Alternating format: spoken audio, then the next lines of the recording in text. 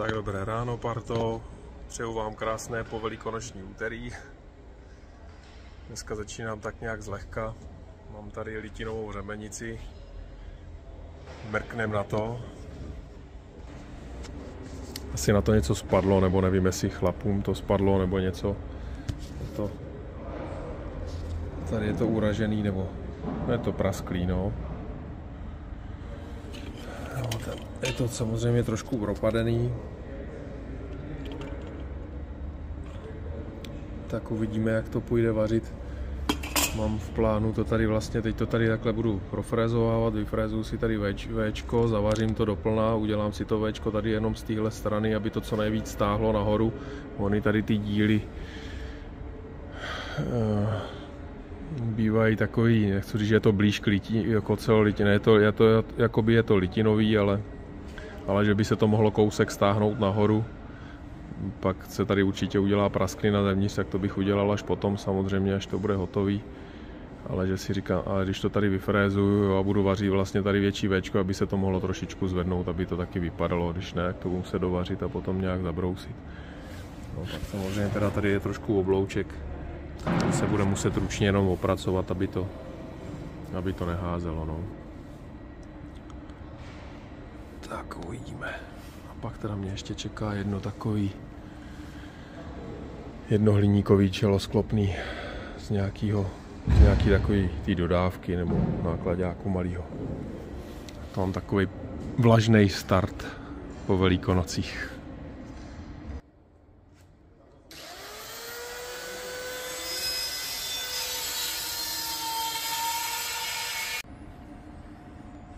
Tak, drážka je vyfrezovaná a trhlina v tom vidět není, ono se to ukáže, jak začnu svařovat. Tady z té strany vlastně vidět není vůbec nic. Posvítím. Tady žádná prasklina není, ale myslím si, že se tam ukáže, jak začnu vařit z té jedné strany, až mě to tahat, tak to tady rupne. Většinou to praskne přímo v tom koutě, v tom rožku tam dole. Jo. No, teď tam jakože nic není, ale věřím tomu, že to praskne. Že ta litina bohužel se nenatáhne moc, že právě praskne, takže uvidíme. Pak bych to převařil z toho vnitřku, no. Až podle toho, jak to bude vypadat. No, tak první svár je tam. Už je vidět, že tady ta trhlina teda dál nejde, že to bylo jenom povrchový. Já tam vlastně vždycky nechám to okouřený. Tady kdyby byla prasklina, tak vlastně ona by se v tom udělala takhle prostě čárka, jo. Teď jsem tam udělal tou elektrodou, tak kdyby to bylo prasklý a nebylo to dobře profrézovaný celý, tak tam vlastně bude takhle vidět čárka v tom bílým okouřeným. Jo, takže mám jistotu, že jsem na konci, ani tady kolem už nic není. Jo, to vypadá, že to bylo opravdu jenom povrchový. Je to dobrý. Pěkně se to váže už v první vrstvě, takže by to mělo být, jak to říct, ta hodná litina, nebo jak to mám říct. Někdy se to prostě nechá jako lehko vařit, někdy to jde špatně. Tady tohle, ještě to teda nechci tak křiknout, ale tohle vypadá, že to bude ta, co se nechá dobře svařovat. Není v tom toho uhlíku až tak moc.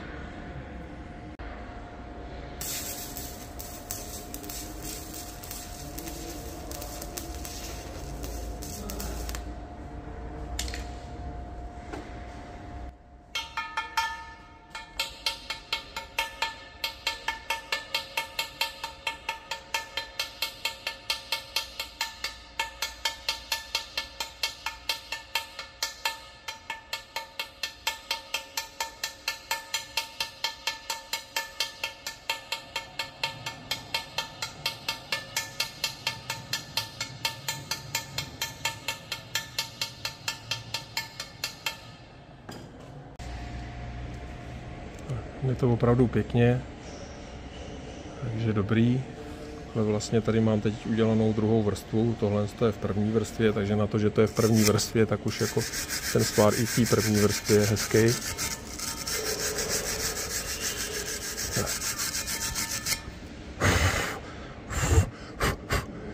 Tak, jo, váže se to hezky, vypadá to dobře, ne? Takže Snad to bude v pohodě, jenom k těm elektrodám, takže jsou to elektrody Castoline 4044, nebo se dá použít ta stejná 2/44. Vaří se to teda mínusem. Já mám nastavenou vlastně mínusovou polaritu na tu elektrodu, teď si to zapamatovalo 116 A, ale já jedu nějakých 94, jo? Nastavuju si nějakých 94 A. Takže polarita je mínusová na tu elektrodu a na takovýhle díl nějakých 94 A. Mělo by se to vařit tak jako za studena, no, že se na tom dá udržet holá ruka. Teoreticky tady ty velký díly snesou takový hrubější zacházení, nebo jak to říct, jo? Že to může člověk vzít tak jako víc na hulvát a já nevím. Jo, prostě tlačit na pilu, že se to dá víc ohřát. Když je to blok, kde ta trhlina je jako uzavřená a nemá to pnutí kam jít, tak to chce opravdu tu teplotu hlídat, vařit to po malých kouskách a za studena. No. Tady tohle to většinou odpustí nějaký hrubější zacházení. Ale ono teď, jak je to veliký, tak to i odvádí hodně teplo, jo? Takže teď za začátku vůbec je to jako studený. Uvidíme, jestli se to stáhne trošku nebo ne. Uvidíme, jestli se tady udělá ta prasklina nebo ne. Z druhé strany a podle toho potom. Když ne, třeba ideální, když se to stáhne, srovná se to, tady to nepraskne, tak to jenom zabrousím a bude to hotový raz, dva. No. Když ne, tak to tady budu muset dovařit trošku, tu promáčklinu, aby to bylo rovnější. Samozřejmě čím víc vařování do toho, tím větší riziko, že se někde něco. Takže to je jako taková druhá možnost až. Ještě něco k té elektrodě. Jednak teda ta elektroda je vysokovytěžková, to znamená, že vlastně i z toho obalu, v tom obalu jsou složky, které se míchají do toho svárového kovu, takže ono z toho není skoro žádná struska. Takže třeba když je to na bloku a je to z boku, tak se s tím dá normálně vařit z hora dolů, tam skoro není žádná struska. Jo? Paradoxně to z hora dolů svařuje líp než ze spoda nahoru. Jo? Takže to je jedna věc. Co je nevýhodou v tomhle je to, že vlastně tím pádem ten obal je celý kontaktní, takže kdekoliv se s tou elektrodou prostě bych se dotknul, tak to okamžitě zapálí. Jo? Zapálí to klidně i tady v tomhle místě, to úplně jedno, jenom jak se toho prostě fakt lehce dotknu, tak to zapálí okamžitě. Takže když je to někde na motoru, tak opatrně, když jsou kolem nějaký trubky nebo prostě věci, tak když o něco brnknete a bude to pod proudem, tak to propálíte. Jo? Takže na to pozor.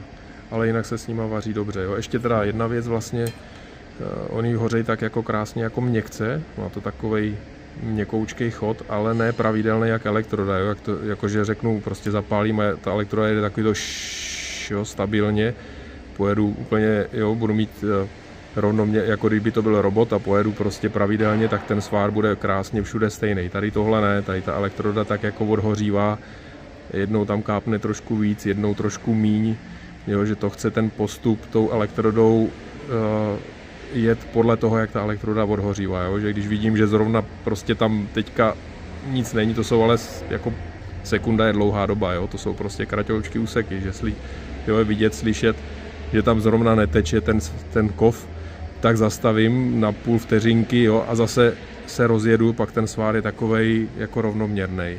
Jo, když bych jel jako pořád plynule, tak někde to bude vysoký, někde to bude nedovařený. Jo, chce to jako postupovat podle té elektrody, jak ona zrovna chce, ne jak standardně jak svářeč, prostě, že čím pravidelněji, tím je to hezčí, tak tady u tohohle ne. Tady je potřeba fakt vnímat jako tu elektrodu, jak odhořívá do toho sváru, aby to pak bylo takový jako rovnoměrný. No. A ještě jsem zapomněl zmínit jednu věc, je to cena jakoby ty elektrody, není to úplně, řeknu, levná záležitost, i když teda používám i dražší elektrody. Tohle je teda průměr 2,5 mm a ta elektroda vyjde na nějakých, já nevím, cca 100 korun. Jo. To balení je 2,5 kg. V tom 2,5 kilovém balení asi 110 elektrod a vyjde to na 11 000, jo. Takže jako není to úplně sranda. Jo, takže dovařuju to úplně jako do vajglíku. Každý centák na té elektrodě má hodnotu.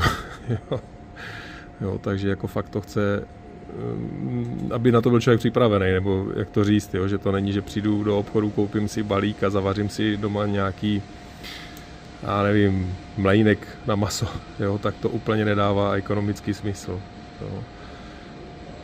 Takže na to taky ne, že pozor, ale jenom abyste na to byli připraveni. Jinak ono se teda dá koupit, myslím, že Castoline to prodává, že se dá koupit, nebo nejenom Castoline, myslím i v Deku jsem to viděl, že Dek kooperuje s Castolinem, tak se dá koupit jako balení, tuším snad po 10, jo, těch elektrodách, že to není špatný, že to je v takové jako tubičce a dá se těch elektrod koupit pár kusů, jo, že nemusíte koupit prostě celý balení, protože u některých těch elektrod musíte koupit prostě celý balík a když je to takhle drahý, tak to není úplně jako sranda, jo. I když říkám, používám i dražší elektrody, jo. Třeba elektrody na ocelolitinu, ta 3.2 vyjde na 200, jako jedna elektroda na ocelolitinu. No, to je jenom tak pro zajímavost. No. Tak, tady mám zhruba 3. vrstvu už navařenou. Docela se to stáhlo, skoro je to dobrý. Je tam nějaká 10, takže to už bych asi nechal takhle. Tak přátelé, zavařené ze zhora, je toho tam teda víc, je to převýšené ten svár, aby bylo co brát, teď to budu muset opatrně zabrousit. Super je, že to teda neprasklo, nic tam není, je to čistý, je perfektní. Čekat, hop. Takže dobrý. Žádná prasklinka se tam neudělala. Když se to tak jako hezky srovnalo, tak jak jsem si to představoval, tak je to bezva. Teď to teda jenom opatrně zabrousím a začistím, protože to musí být určitě dorovna, jednak to asi nevím úplně, jestli to může být přiznaný. Asi ne, předpokládám, ale ono teda určitě je to i vyvážený velice přesně, takže tady toho nemůže být, tady toho materiálu nemůže být jakoby víc. No. Takže teď to opatrně zabrousím a měl bych to mít hotový. Všichni bezpečáci, prosím, zavřít oči.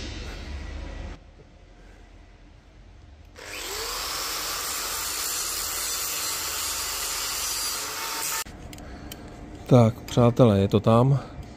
Tady je trošičku takové jako, no, ona je tam jako mapa spíš, no, to když se natře barvou, tak to nebude ani vidět. Je to pěkně hladký. Zevnitř teda je to čistý úplně. Tak a hezky se to srovnalo.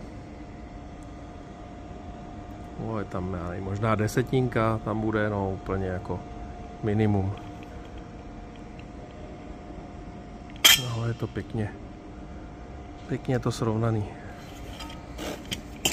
Takže za mě super. No, ta stopa tady samozřejmě zůstane po tom sváru, on je nerezovej, no. Tak mi to nedalo, ještě jsem to začistil, dovařil jsem to, i když to nerad jako dělávám, když už to funguje, sám říkám nevrtat do toho, když už to funguje a je to dobrý, tak mi to nedalo, tak jsem to začistil ještě a no, dokapal jsem tam ty malý, to bylo spíš po tom kladívku, tam byly ty stopy vlastně naťukaný, takže to jsem opatrně začistil. No, teď je to úplně hladoučky, jak zrcadlo. Tak, paráda. A můžu je dál.